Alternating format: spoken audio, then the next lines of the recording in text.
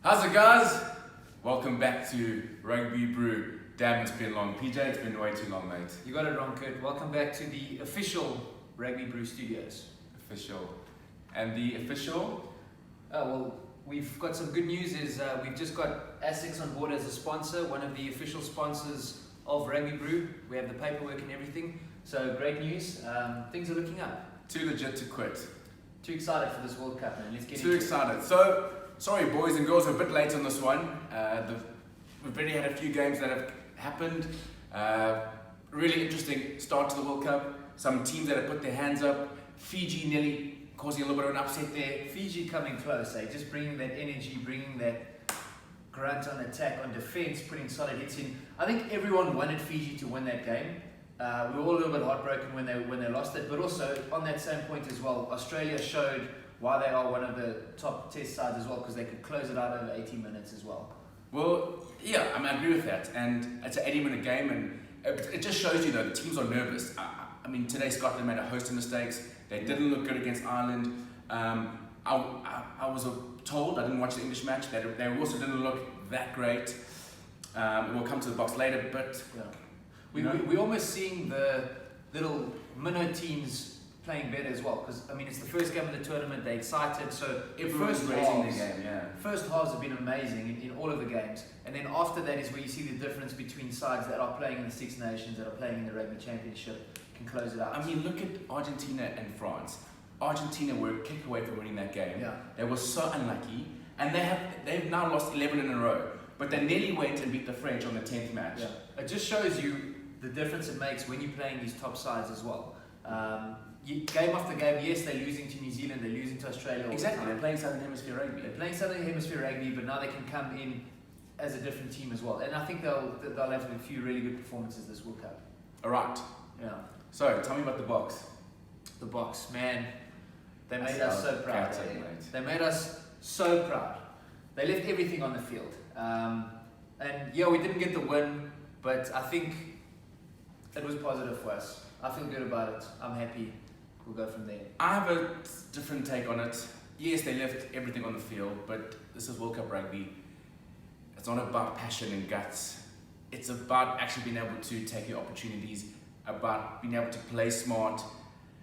You know, it breaks my heart to see Andre Pollard hit the post, and then they have that whole part of the game spin on us, and they go score a try down. You know, we had key decision makers that didn't, and key players that didn't stand up yesterday. I mean, Pollard, Billy LaRue, these guys couldn't take a high ball yesterday. Yeah.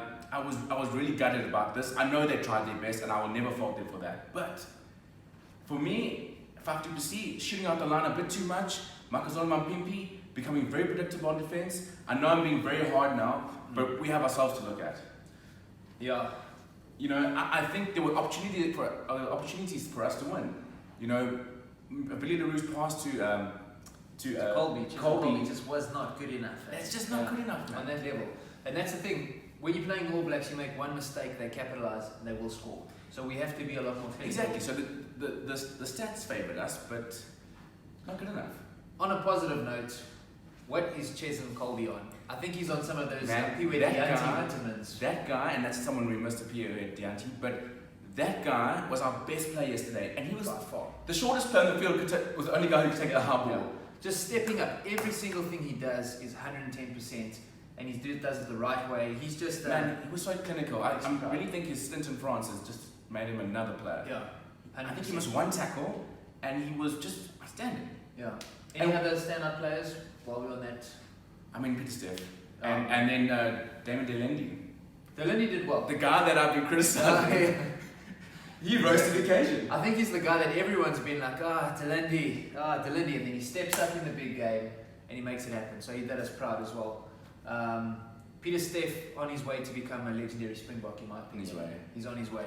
A nice little try there. Oh man, the dive was a little bit dodgy. It seemed like he was being held back. Hey, learn from Bobby Skinstad. Yeah, jeez. Bobby. Any other standout players? I don't think players stood out. I mean, I think guys did their job. I think Kitsov started well. He got a couple of steals. Marks was dominant in the collision, but I think Rassie had some good things to say post match. He lauded the All Blacks for taking their chances, for being the number one team that they are.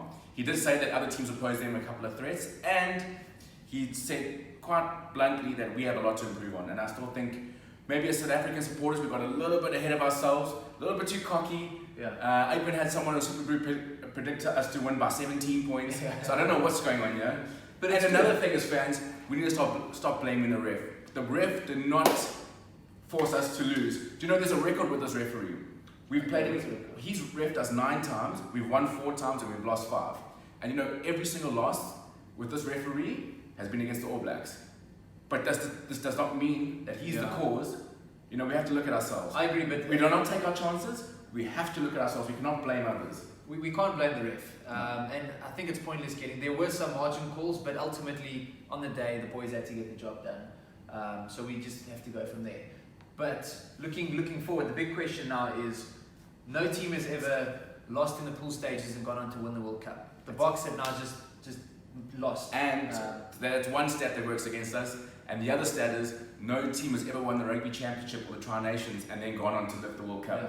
So we've got 2 stats against us. So we're hoping for the best. Let's see. I think So Springboks, we pose this question to you. Yeah. Can you defy the odds? Can you rewrite the history books?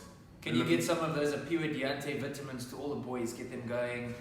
I don't think Peter Steff needs it. Colby doesn't need it. Colby definitely doesn't need it. Yeah. Let's go, boys. All right. Thank you, guys. And we'll see you soon. Cheers. Cheers.